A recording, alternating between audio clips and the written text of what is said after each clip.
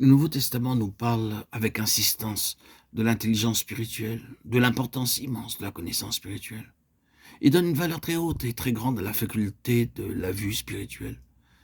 Souvenons-nous qu'il est dit, car Dieu qui a dit que la lumière brille du sein des ténèbres a fait briller sa lumière dans nos cœurs pour que la connaissance de la gloire de Dieu resplendisse en la personne de Jésus-Christ.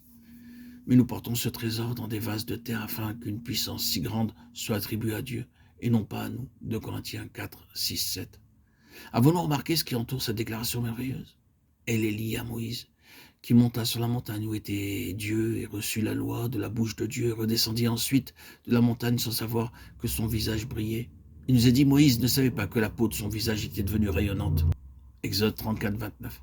Mais le peuple le vit et il ne pouvait pas le regarder. La lumière était trop forte et les Israélites ne pouvaient regarder le visage de Moïse. Moïse mit donc un voile sur son visage et il cacha la gloire de Dieu derrière son voile. Maintenant, dit l'apôtre, reportant cet incident à notre jour, depuis ce moment-là, il y a un voile sur le cœur des enfants d'Israël. Ils sont incapables de voir la gloire de Dieu. Mais quand ils se convertiront au Seigneur, ce voile sera ôté. Or, le Seigneur est l'Esprit, et là où est l'Esprit du Seigneur, là est la liberté. 2 Corinthiens 3, 16, 17. Lorsque le Saint-Esprit fait resplendir Christ dans une vie, là est la liberté. La vie est libérée. Oh oui, il est merveilleux de voir simplement quelque chose du Seigneur par le Saint-Esprit. Ce que nous disons est une déclaration de fait. Et lorsque les faits ont été dits, nous ne sommes qu'au commencement de cette vie de liberté. Nous ne serons jamais libérés par une déclaration de fait. On peut exprimer des faits durant des années, cela ne fera aucune différence. Cela doit être vu par celui qui n'est pas encore né de nouveau. Mais ce qui doit être vrai au commencement de notre vie chrétienne, c'est ce qui est arrivé à cet homme qui était né aveugle. Il faudra que nous puissions dire exactement, je sais une chose, c'est que j'étais aveugle, maintenant je vois. Jean 9, 5. C'est la caractéristique du début d'un véritable compagnon de Jésus-Christ. Mais ce n'est que le commencement de la vue.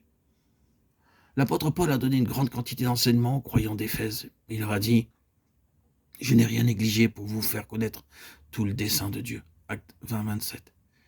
Il a passé plusieurs années avec eux et leur a fait part de toute la lumière qu'ils possédaient. Ils étaient donc des chrétiens qui avaient reçu beaucoup d'instructions.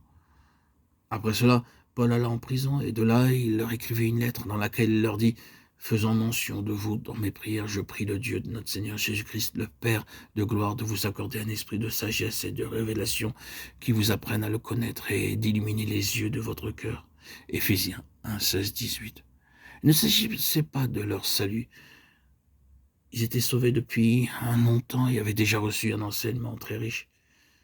Ils avaient déjà suivi un long chemin avec le Seigneur.